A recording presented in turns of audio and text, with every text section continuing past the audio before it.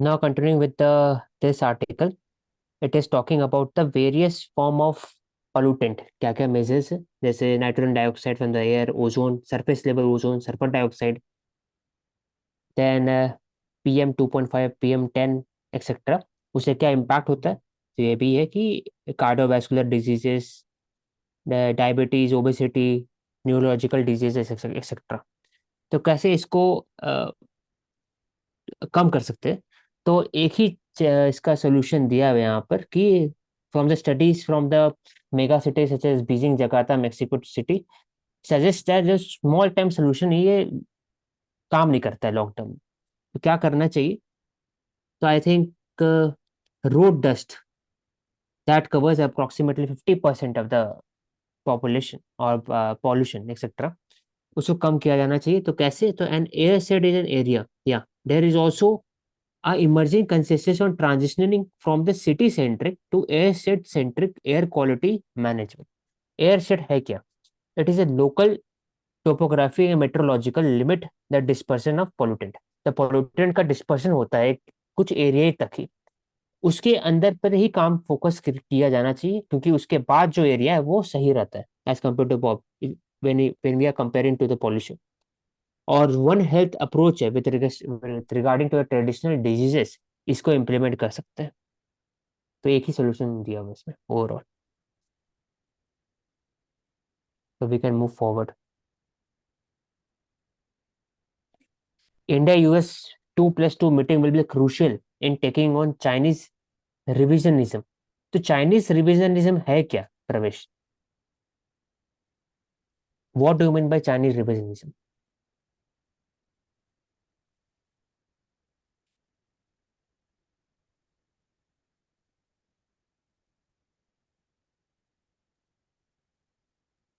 आशिक okay, आप। I am continuing with.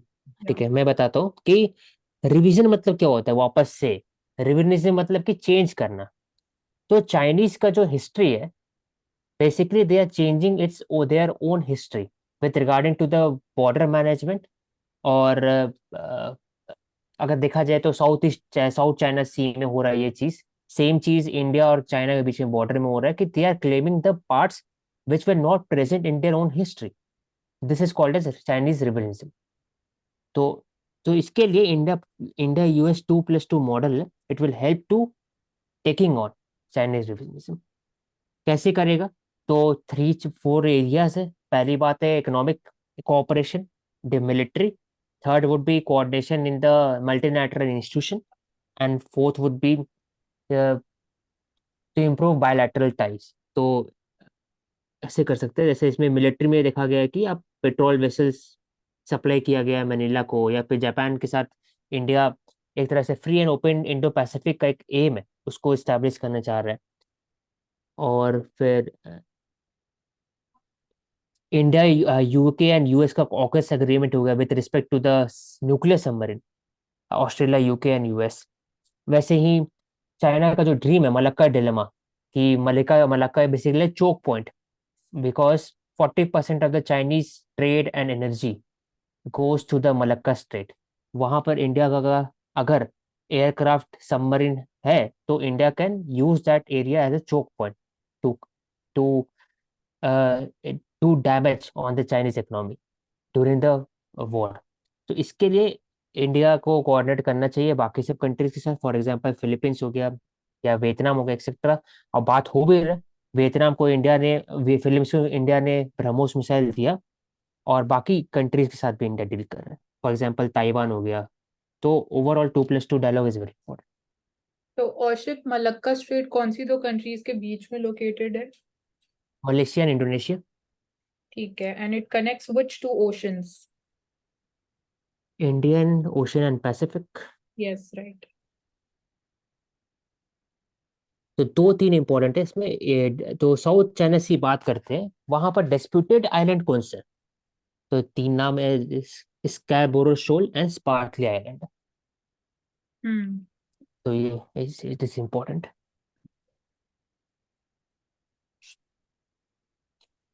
Army plans to start replacing Chetak Cheetah helicopters. तो LCH, light combat helicopter, LCH। और क्यों इसको नाम पड़ा LCH बेसिकली? अगर प्रवेश आपको एक लाइन में बताना हो तो लाइट कॉम्बैट क्यों इंपॉर्टेंट है इंडिया के लिए, light combat helicopter? No, Sika, I'm not informed about this. You will continue. तो बेसिकली दो तरह का हेलीकॉप्टर होता है, हेवी लिफ्टिंग होता है, हेवी लिफ्टिंग आपका चीनूक हो गया, जो दो रैप्टर होता है उसके ऊपर में। तो बाकी जो हेलीकॉप्टर होता है आपका, वो ट्रांसपोर्ट हेलीकॉप्टर हो जाता है, फिर अटैक हेलीकॉप्टर होता है, तो अटैक हेलीकॉप्टर इंडिया के पास भी है। लेकिन जो लाइट कॉम्बैट क्यों इंपॉर्टेंट है, क्योंकि इंडिया का जो लड़ाई हुआ, फॉर एग्जाम्पल लड़ाई इंडिया का जो वो शॉर्ट टर्म जो बैटल हुआ in the Galwan valley, clash clash battle भी नहीं बोलेंगे, क्लैश बोलेंगे, गलवान क्लैश हुआ 2020 में, वो हाई ऑल्टीट्यूड में था। तो light combat helicopter is very important for India to to secure the boundary in the Himalayan region, क्योंकि अगर हेवी हेलीकॉप्टर होगा तो ज्यादा ऑल्टीट्यूड तक ऊपर जा ही नहीं सकता हेलीकॉप्टर, इसलिए। ठीक है, यस। तो LCA चाहिए फिर।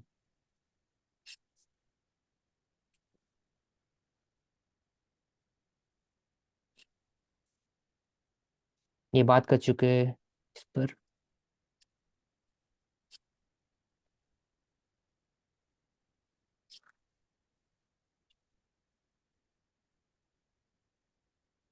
यहाँ लिखा हुआ UNSC fails again to agree on resolution to stop war.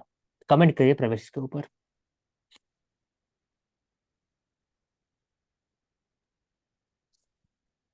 Well, the UN Security Council fails again to agree on the resolution to stop war. So, because again we have the different strategic and national interests of the countries, which comprises the composition of the United Nations Security Council, whether we talk about the US, then with the USSR, Russia. So, basically इसमें बता सकते हैं कि UNSC जो उनका role था to stop the war, mandate था कि कैसे वॉर नहीं हो, वो फेल कर गए। क्यों? There is a lack of coordination between the major countries, and major countries are using veto power to use their own national interest in the UNSC। इसी कारण नहीं हो पा रहा सब कंट्रीज कुछ। जिनके पास वीटो पावर्स है तो ऐसे रिफॉर्म चाहिए, उनकी इसमें इंडिया का प्रायोरिटी भी इंक्लूजन नेशनल चाहिए। इंटरेस्ट है। हाँ, हम्म, ग्लोबल इंटरेस्ट नहीं दिख रहा है यहाँ पे। हाँ, इसलिए इंडिया का जो रोल रहा है with respect to multilateral institution and why reform is needed in UN and its agencies, UNSC, हाँ, इसलिए डिफरेंट एक organs. Important. cheaper Russian oil helped India refiners save $3.3 billion in FY24। First तो half of basically India क्या है H1 first half of the financial year और 2020। First half होता, हाँ H1 of 25। ठीक। तो बेसिकली इंडिया कहाँ से इंपोर्ट करते, तो रशिया, यूक्रेन, सऊदी, पहले इराक था पहले, तो अभी Russia, Iraq, Saudi Arabia, UAE, यहाँ से होता है। तो वॉर के बाद से ये रशिया टॉप में चले गए।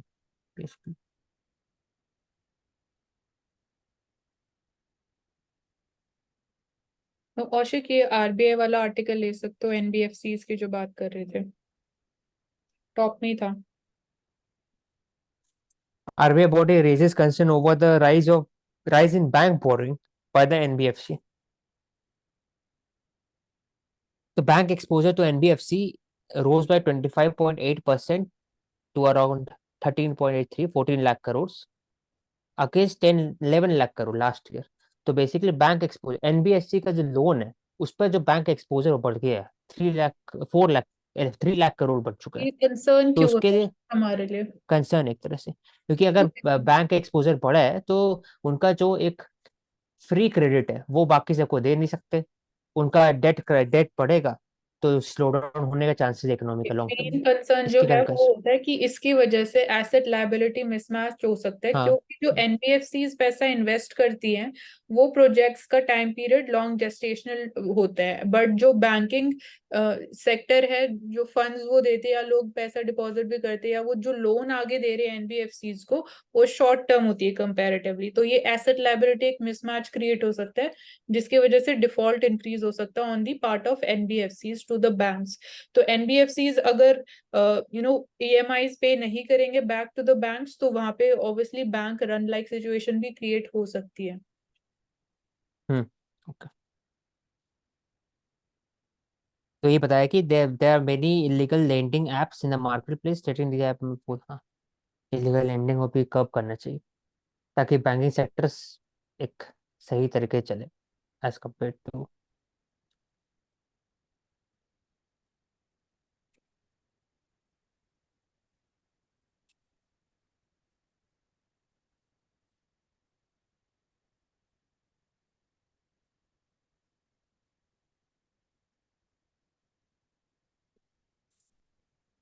How ignored landslide alert led to the Subansiri running dry. Subansiri is basically a river in Arunachal Pradesh. हाँ, Subansiri और once a location selected for a dam इसको बनाया जाता है फिर what happened at Subansiri? The flow downstream was highly reduced.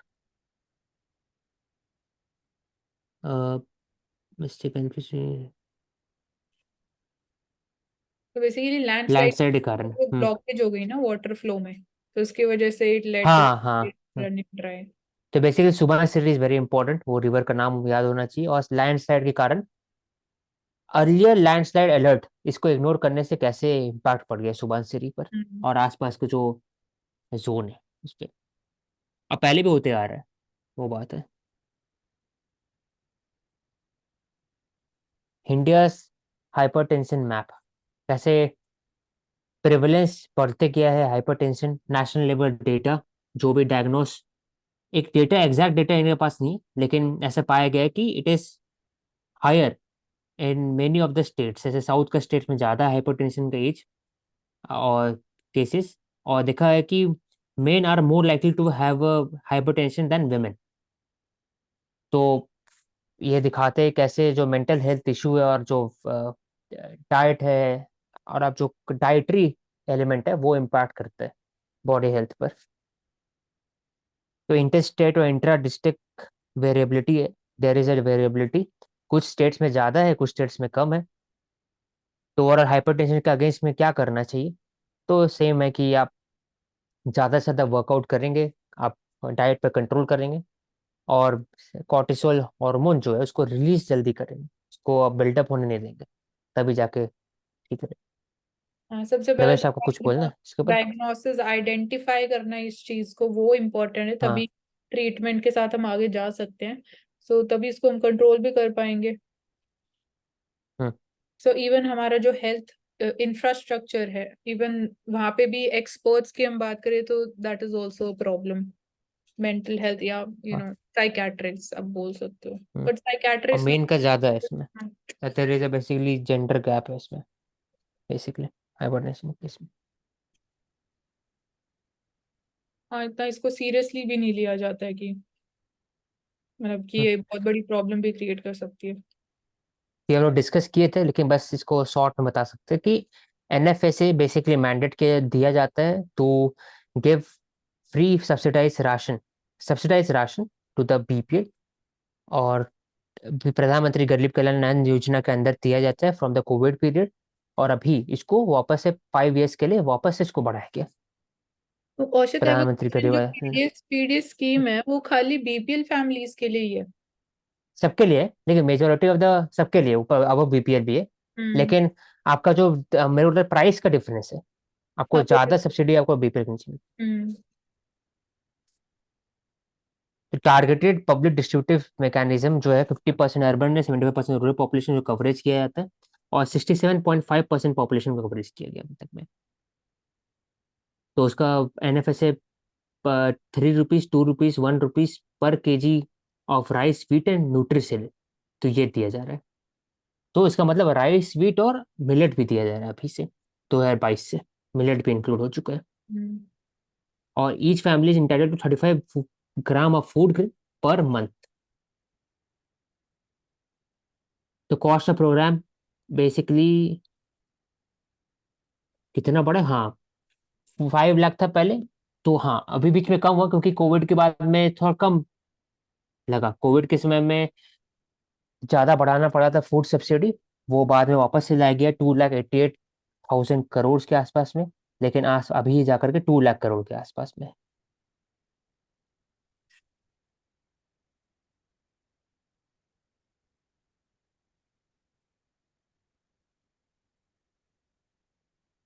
तो ये एक इम्पोर्टेंट एलिमेंट है इसमें।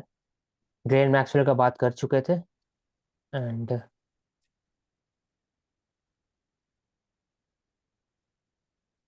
Now we can take Mansi the Financial Express. Okay, Ashik.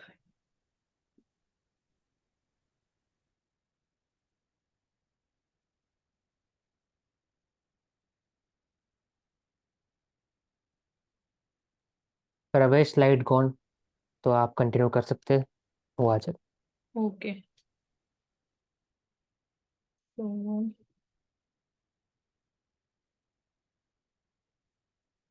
so deepfakes, we have taken this up. Government बोल रही है कि this needs to be taken down. We have talked about section 6 to 60 of the IT Act 2000. Specifically बात करते हैं fine of up to rupees 1 lakh can be imposed under this.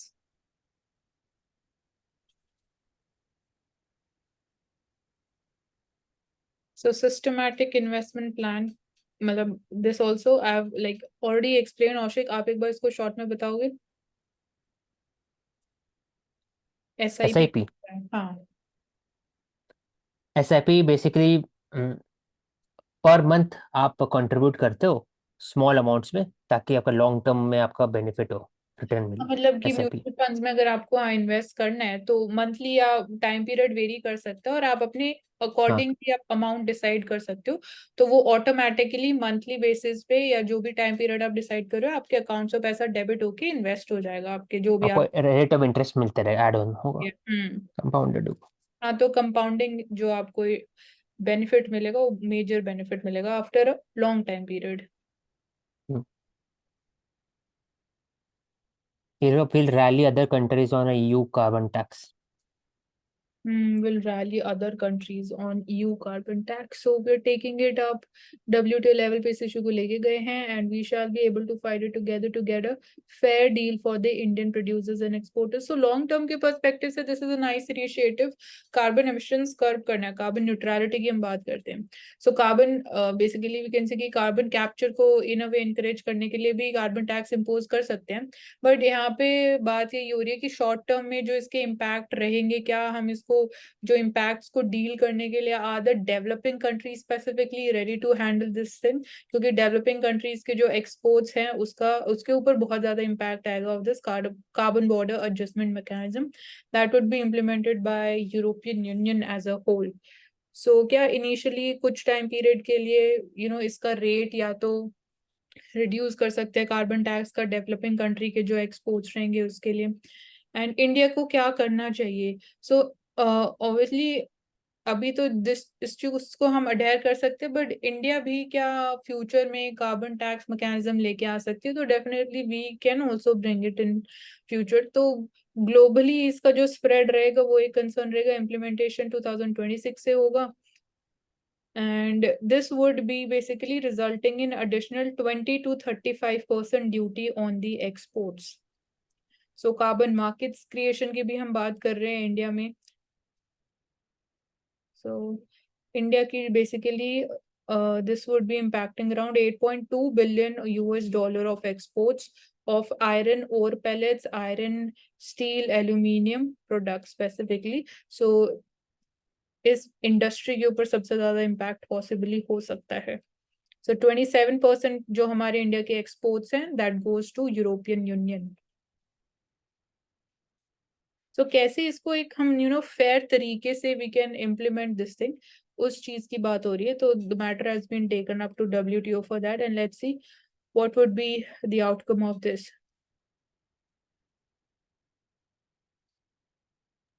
Yes, man.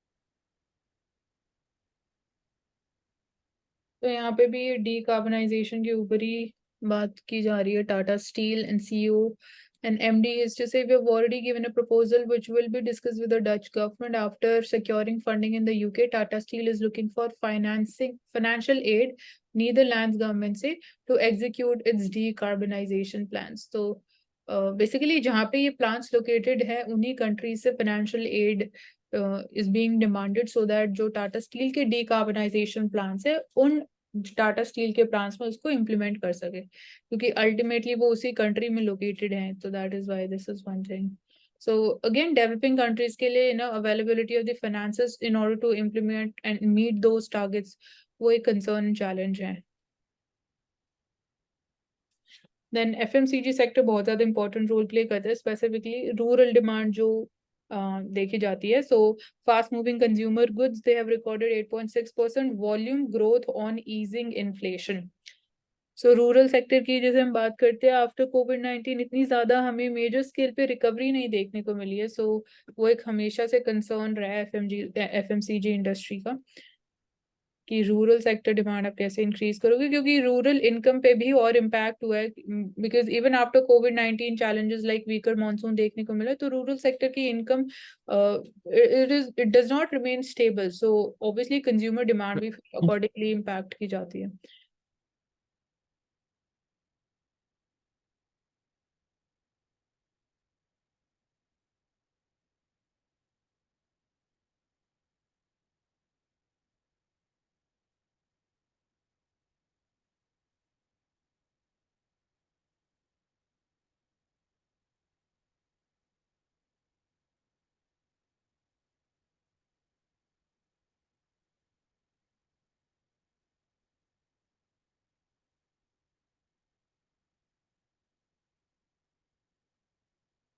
So यहाँ पे Enfield they open up the new Himalayan booking, so they have introduced this.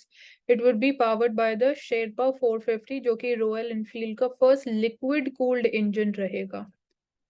So this would be producing significantly more power and torque. We need to know basics around this कि torque क्या होता है. So we can look into this. And air या फिर oil cooled engine जो है, that is thing जो new technology introduce की गई है.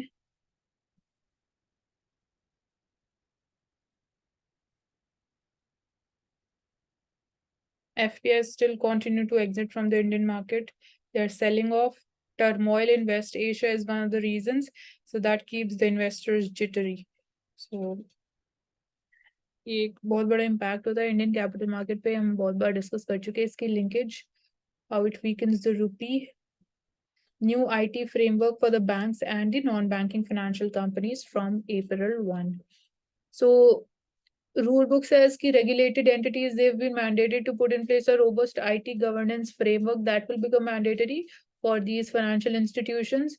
Banks, NBFCs, credit information companies, they would be covered under this. And broad level IT strategy committee. This will be headed by an independent director and will have 3 directors as members. So, information technology का impact different sectors में भी हो रहा है. So, accordingly, वो उस चीज को tackle करना भी important है. So, it is not just restricted to only IT industry. मतलब obviously technology हम सब जगह use कर रहे हैं उसको, we are bringing that into incorporation, implement कर रहे हैं, उसके जो benefits हैं obviously सब उसको leverage करना चाहते हैं, all the businesses, banking sector की हम बात कर रहे हैं, but at the same time it is also important to take care of the negative aspects of that also. So उस context में new rules they would be implemented from 1st of April 2024.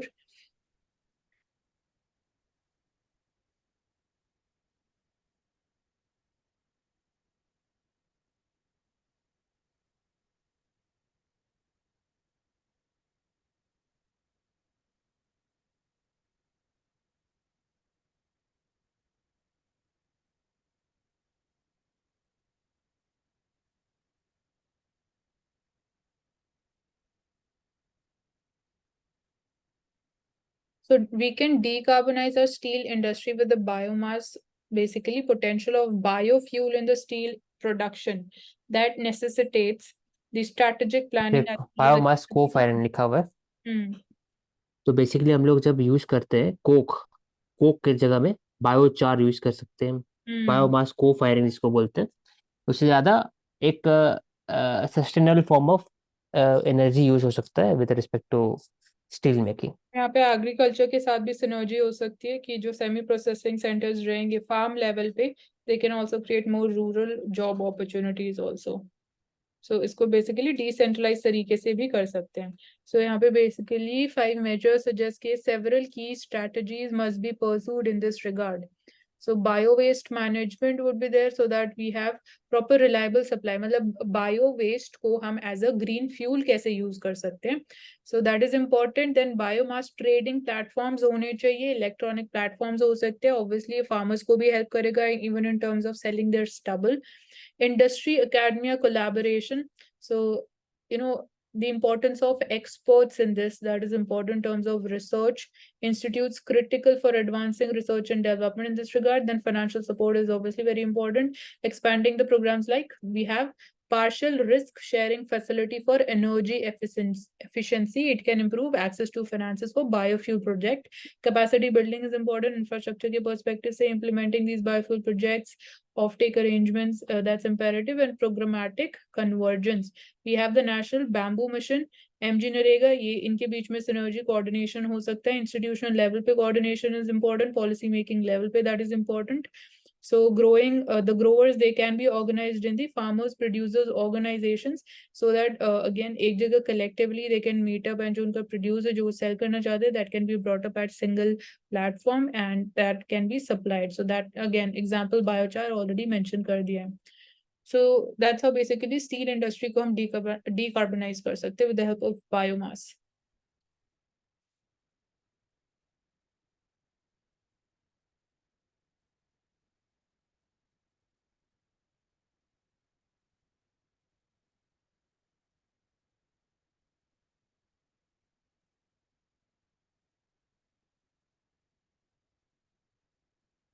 So we can see WeWork जो एक platform है, freelancing platform है, this was once most valuable US startup था, now it is on the verge of bankruptcy. So company expects to have the financial liquidity to continue the business normally. In the we see that the move represents an admission by SoftBank, the Japanese technology group, that was about 60% of WeWork.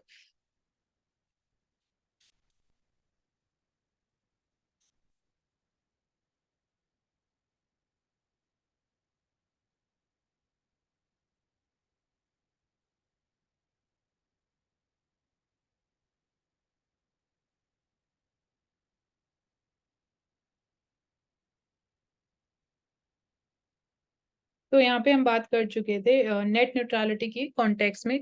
तो जो big tech firms हैं, they would be facing tougher rules on targeted political ads European Union में. So that should be again applicable universal level पे.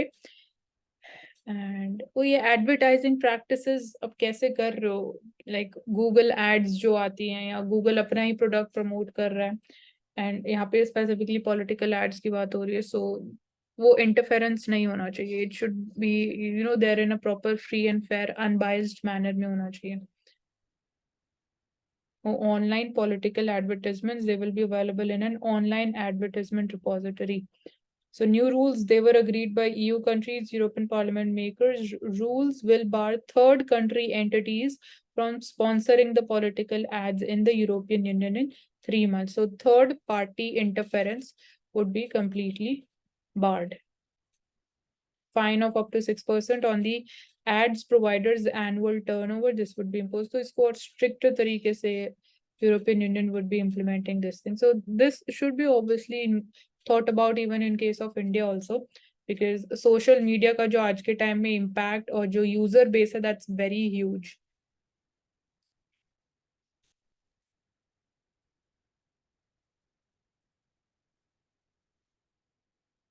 Okay, now we can take up the Hindi newspaper.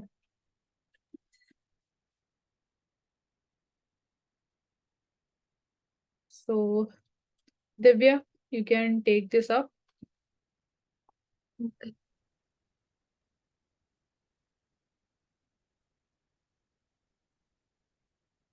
Aligarh का नाम हरिगढ़ करने के प्रस्ताव पारित हुए. देख सकते हैं कि नाम चेंज करने के लिए किसी जगह का या स्टेट में उनके से रिगार्डिंग क्या प्रोसेस एक्ट है, किस प्रोसेस क्या करो.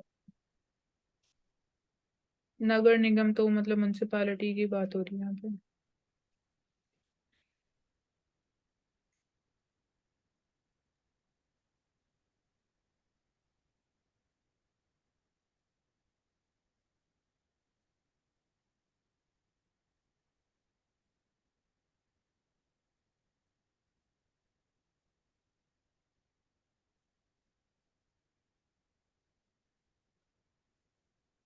लेफ्ट में नीचे कोट है यहाँ पर, कल्प मेघ।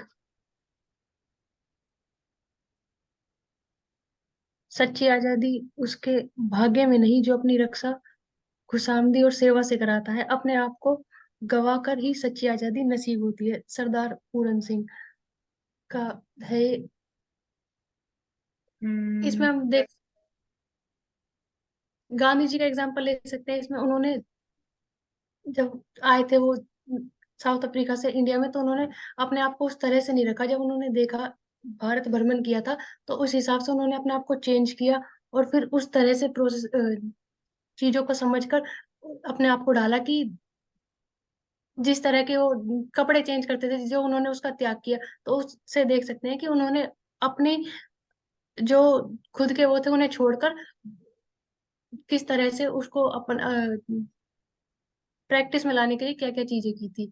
इसके अलावा हम एनवायरनमेंट से रिलेटेड ले सकते हैं कि जो चीज हम देखते हैं कि हमारे पास एनवायरनमेंट है, हम करते हैं, पर उसको सही करने के लिए जो जो स्टेप लिए जाने चाहिए उनके ऊपर किए जा सकते हैं कि जो इम्प्लीमेंटेशन है, कार्बन कम होना चाहिए या फिर पोल्यूशन कम से रिगार्डिंग, इनके रिगार्डिंग जो कुछ भी स्टेप लिए जाने चाहिए। ठीक है। हाँ, मतलब भाग्य के ऊपर आप सब कुछ नहीं छोड़ सकते हो, जो आपके कर्म है खुद वो को कर- डिसाइड करेगा। हम्म।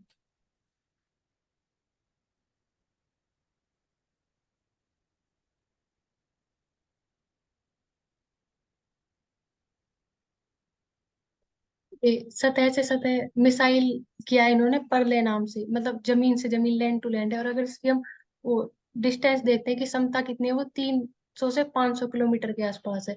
और परले मिसाइल की तुलना चाइना के डोंग फोक 12 और रूस के ई सिकंदर से की जाती है। वो दोनों भी जो कि रूस ने यूक्रेन वॉर में यूज किया था, लैंड टू लैंड ही मिसाइल है परले, इंडिया का। ठीक इसका प्रशिक्षण किया है अब्दुल कलाम दी।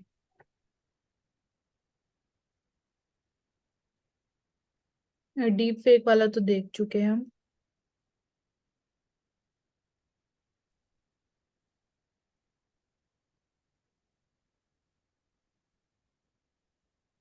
ये मुजफ्फरनगर यहाँ पर सुल्तानपुर पक्षी विहार जो नेशनल पार्क है, उसमें साइबेरियन सारस आते हैं इस टाइम पे। तो वो देखे जा सकते हैं कि किस तरह के बर्ड्स और सेंचुरी में क्या क्या चेंजेस आते हैं, क्योंकि इसी टाइम पे, सर्दियों के टाइम पे आते हैं वो, और 2 या 3 महीने के बाद वापस प्रवास कर जाते हैं। तो उस चीज को देखा हुआ है कि मुजफ्फरनगर के आसपास सुकरात के पास पक्षी, तो जो सुल्तानपुर पक्षी विहार है, हम्म। National park. हाँ, एक मतलब सेंट्रल एशियन एयरवे जो है वो एक इस रूट बोलते हैं, जो चाइना से या नॉर्दर्न कंट्री से बर्ड्स माइग्रेट करती है इंडिया की तरफ। तो ये देखा जाता है यूपी में साइबेरियन क्रेन।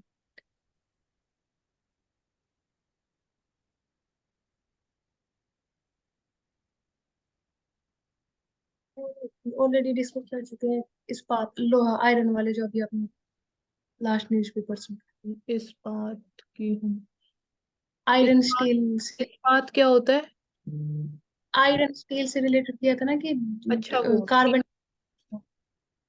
अरे उसको शॉर्ट फॉर्म में है इस बात। ये देख सकते हैं कि जो स्पैम मैसेजेस वगैरह आते हैं उनको कम करने के लिए इन्होंने जो प्लेटफॉर्म स्टार्ट किया है उनके ऊपर चेंजेस किए जा रहे हैं कि जिससे जो स्पैम कॉल आती है, मैसेज आते हैं, उनको रोका जा सके, वो ना आए। तो उसके लिए इनको रजिस्ट्रेशन करवाना पड़ेगा यूजर्स को, जिसके बाद वो उस चीज से फ्री हो जाएंगे कि जो अनवांटेड या अननोन कॉल्स होते हैं जिनके कोई यूज नहीं होते उनसे। तो TCPR 2018 के अकॉर्डिंग जो भी डिजिटल एक्ट में चेंज की गई है, या जो जो एक्ट लाए गए हैं, तो उनको देखा जा सकता है कि क्या क्या चेंजेस किए गए हैं। ठीक है।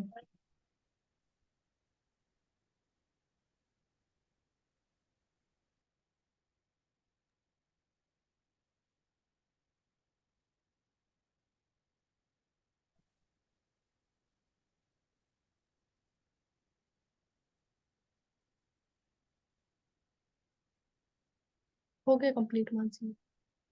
ठीक है, एक लास्ट मिंट न्यूज़पेपर में और देख लेते हैं।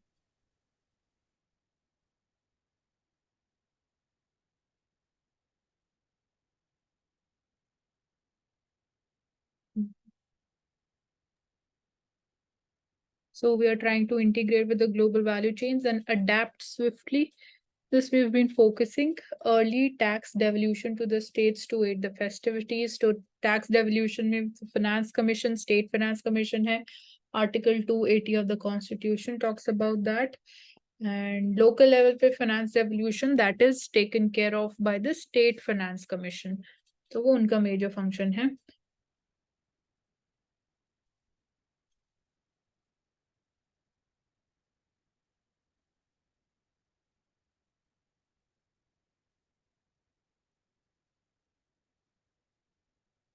So Germany eyes collaboration with the Indian startups after the China alarm. So German authorities are in terms of startups in mobility, health, energy, advanced materials, among other fields, because China we are seeing a slowdown, and this is leading to shift and focus towards India. So this is happening, and so obviously automobile industry में specifically Germany की अगर हम बात करें तो as a major player Germany is specialized in technology के perspective से आप Volkswagen की बात करें.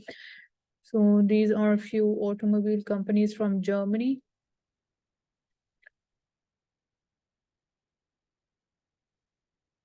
And so China basically it exerts crucial influence on development in the world. So more repressively at the home, more assertively abroad. So China has changed, and so we need to change the approach to China. So gradually countries, they are realizing this thing ki long-term perspective say it is not important. They need to shift basically to other markets and countries. So closer ties with Indo-Pacific nations, including India. So that's what Germany is trying to do. So trade, जो bilateral trade है India और Germany के बीच में, it has touched 21 billion euros in 2020-21. Basically, countries are trying to diversify their ties with other countries. China plus one strategy.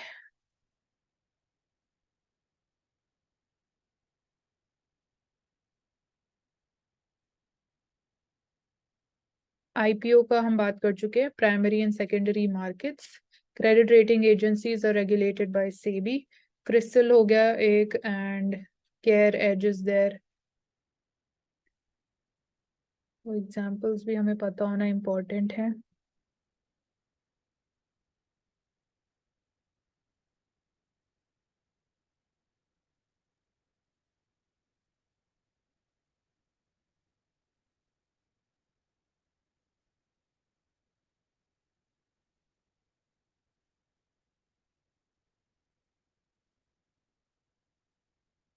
Okay, so I think we are done with the day. Thank you so much for joining with us. मौसी हाँ, नीचे वो कर ले एक बार. अच्छा